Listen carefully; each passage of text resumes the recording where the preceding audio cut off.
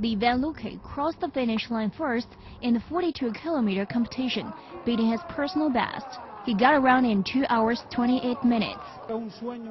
For me, it's a great dream to win the Maribana because as a child, when I came to run other competitions, I've always dreamed about winning the marathon or half marathon. Last year I was pretty close. I could not achieve it, and this year was in debt to all those who follow me, and this is the greatest thing that has ever happened in my career, although I have had other successes at the international level. Yaelin Garcia of Matanzas province recorded a time of 2 hours 45 minutes and 12 seconds to be the female winner. I'm thrilled to have won the marathon here in Havana, but I did not make the time I would have liked, but I feel very well. The Havana Marathon is held every third Sunday of November, and this year's race introduced a record turnout among local and foreign runners.